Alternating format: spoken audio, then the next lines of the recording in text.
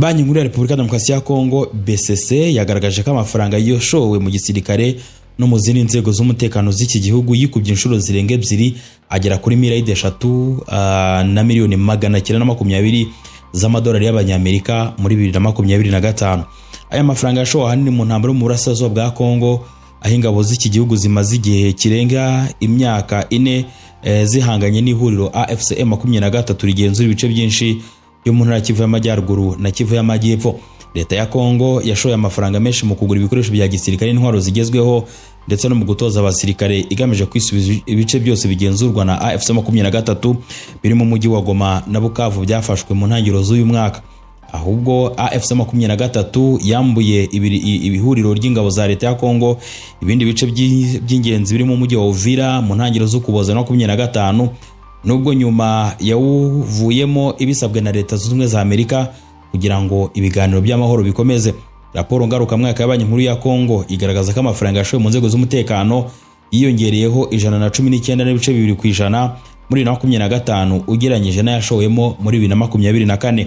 Ubu kwiyongera bukabije bw'amafaranga ro bwateje ikiho gikomeye mu nzego z'imari mu ngengo y'imari ya Kongo kikuba kabiri muri 2025 ugereranyije no mu mwaka wabanje. Ibi byatumye imishinga imwe n'imwe ibura amafaranga yo kwifashisha mu kwishyira mu bikorwa.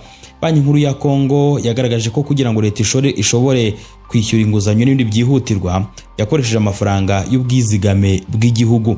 Byari amafaranga menshi yashyizwe mu bikorwa by'umutekano. Ishoramari ry'abikora muri Kongo ryo ryagabanyutseho 22% mu mwaka wa 2025. BCC no kuvuga Banki Nkuru ya Kongo yagaragaje ko irigabanyuka ryabaye mu nzego zirimo ubucukuzi bw'amabuye y'agaciro ryatewe n'impamvu zirimo ihungabana ry'ubukungu n'umutekano w'igihugu. Iyi banki igaragaza ko muri 2026 ubukungu bw'iki gihugu buzakomeza guhura n'imbogamizi zishingiye ku ntambara ikomeje mu burasirazuba bw'iki gihugu. Dusubire mu Rwanda aho abofisiye mu ngabo za Zimbabwe bari mu abofisiye mu ishuri rikuru rya gisirikare rya Zimbabwe bari mu ruzinduko rw'ibyumweru 2 mu Rwanda. Reka tubijyemo nabwo mwumve. Itsinda ry'abofisiye bo mu ishuri rikuru rya gisirikare rya Zimbabwe bari mu ruzinduko rw'ibyumweru 2 mu Rwanda rugamije kurushaho gushimangira ubufatanye mu bya gisirikare ndetse no kunguka ubumenyi ku rugendo rwihariye u Rwanda rwanyuzemo mu kubaka umutekano ndetse n'imiyoborere. Uyu munsi iri tsinda ryasuye Minisiteri y'Ingabo, icyicaro gikuru cy'ingabo z'u Rwanda RDF, aho ryakiriwe rikanahabwa ibiganiro birambuye n'umuyobozi mukuru ushinzwe ubufatanye mpuzamahanga mu bya gisirikare akaba n'umuvugizi mu ngabo z'u Rwanda Brigadier General Patrick Karuretwa. Yabaganijeho ku mavu n'amavuko y'urugendo rwo kwiyubaka kw'ingabo z'u Rwanda, aho yasobanuye urugendo rwa RDF yanyuzemo iva ku ngabo z'urugamba rwo kubohora igihugu ikagera ku rwego rw'ingabo z'umwuga zigira uruhare mu iterambere ry'igihugu. Brigadier General Karuretwa yanagaragaje uruhare rwa RDF mu bikorwa byo kubungabunga amahoro hirya no hino muri Afurika ndetse n'uruhare rwayo mu guteza imbere ituze n'umutekano mu karere. Umuyobozi w'iri tsinda akaba ari nawe ushinzwe amasomo mu ishuri rikuru rya gisirikare rya Zimbabwe, Colonel Cosmore Kaondera, yashimiye ubuyobozi bw'u Rwanda ku ikaze bahawe, anashimira uburyo igihugu kiyemeje guteza imbere iterambere rirambye. Yanashimye ingabo z'u Rwanda ku ruhare rwazo mu bikorwa by'iterambere imbere mu gihugu no mu butumwa mpuzamahanga bwo kubungabunga amahoro, avuga ko ibyo bikorwa bigirira akamaro abaturage.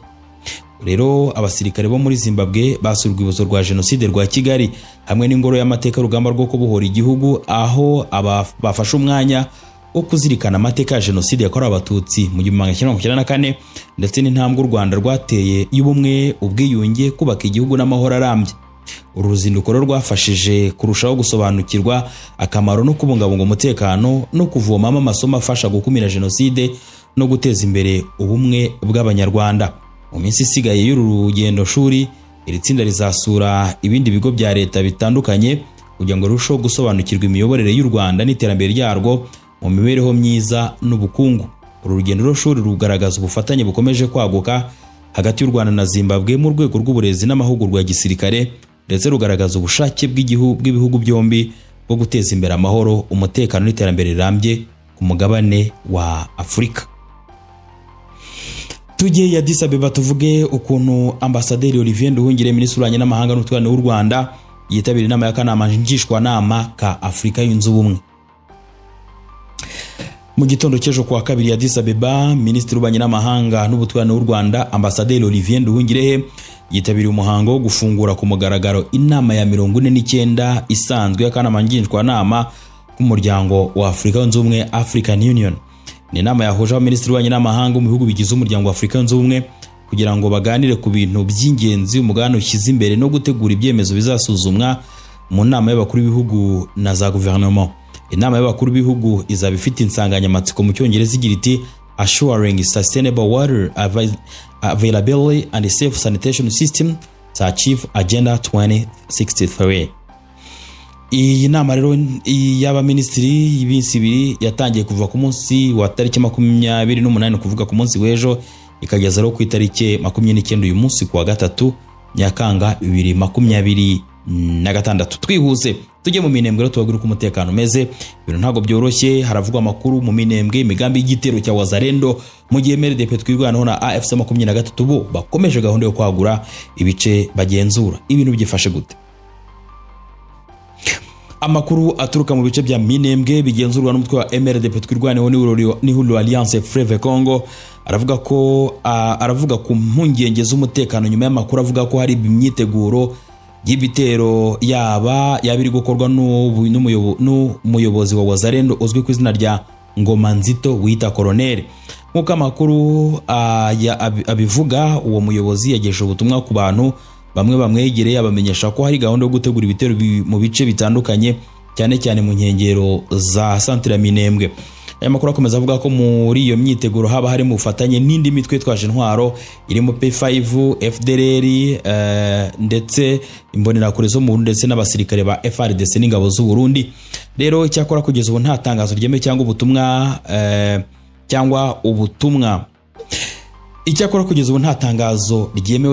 ubutumwa bwatanzwe ku mugaragaro na Ngoma Nzito bwemera za ibyo birego, ariko amakuru yakiriwe avuga ko hari ubutumwa bwagejejwe ku bantu bamwe nyuma bukagezwa no ku bafurero bo mu bice bitandukanye nabo bakamenyesha abaturage b'Abanyamurenge mbere yuko bigera ku itangazamakuru.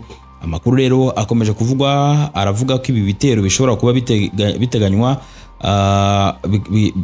bitazagarukira gusa mu gace ka Kiziba, ahubwo ko hano tundi duce twavuzwe ko dushobora kuzibasirwa turimo na Rugezi. Biro biri kuvugwa mu gihe teritwari ya Fizi na Mwenga zikomeje kuba mu duce turangwamo impagarara z'umutekano, aho hakomeza kubera imirwano ikomeye hagati y'impande zihanganye. Aya makuru aje nyuma yuko MRDP twirwaneho ifatanyije na AFC 23 bivugwa ko imaze kwagurira ibice byinshi muri teritwari ya Fizi na Mwenga ndetse no mu nkengero za Minembwe.